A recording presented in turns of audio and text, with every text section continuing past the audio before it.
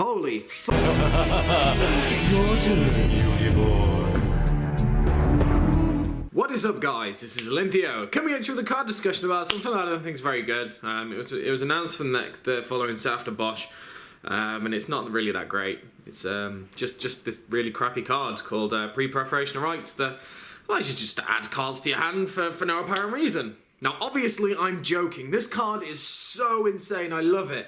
It's just perfect for the type of decks that I really want to try and revive. But without further ado, let's get straight into it. So it's called Pre-Preparation of Rites, and the effect is add 2 cards from your hand, 1 ritual spell from your deck, and 1 ritual monster that is listed in the ritual spell's card text from your deck or graveyard. You can only activate 1 Pre-Preparation of Rites per turn. What the fuck? Where the hell did Konami come with this one?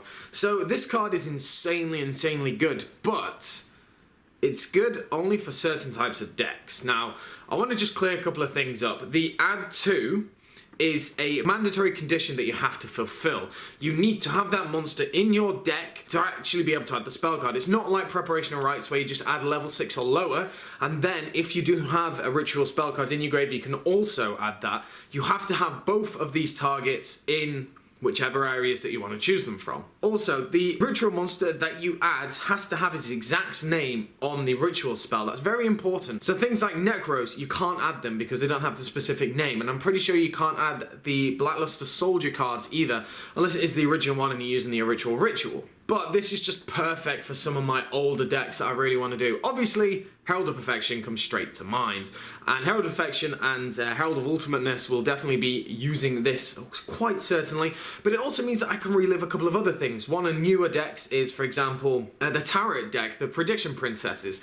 That'd be a really nice one for this, because you use both of the ritual spell in the actual version of the deck because it's very important. But other things like Demise, King of Armageddon, I can kind of reuse it. I can actually use Demise, King of Armageddon, because that would just be so insane to be able to build that deck again. I used to use the Demise OTK deck so much back in the day, and I loved it, and I would really love to be able to do that again. And now with this card, certain amount of testing is going to have to be done. Those ultimate demises are going to have to resurface from that binder once more. But if we look at the actual competitive stand of this card, after I've just fangasmed all over it, I don't really think, unless there are some type of ritual decks that come out that are specific to this card, I don't think this is going to be used all that much. It can't be used by Necros. It can be used by Burning Abyss if you want to search the ritual spell and the ritual monster, but you know, it's kind of a bit of a weird one for me, that. Although you could do something like Burning Abyss Saphira with this, and that'd be quite interesting now, wouldn't it? Overall, this card is just so insane for me.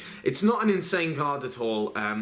The fact that you can add those 2 targets for no cost is really good. It's a very good card, but I don't think it's going to actually be used as much as people might think, even though the card is incredible.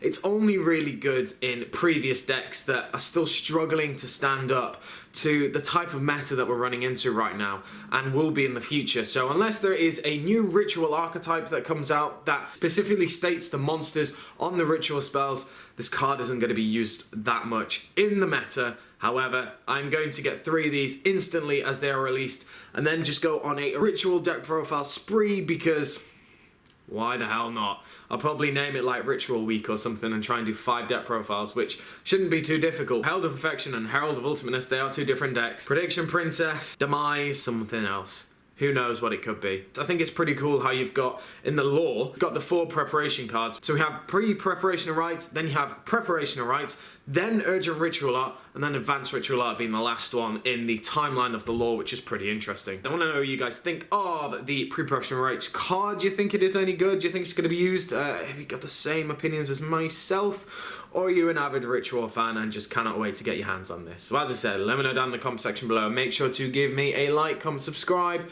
and I should catch you guys later.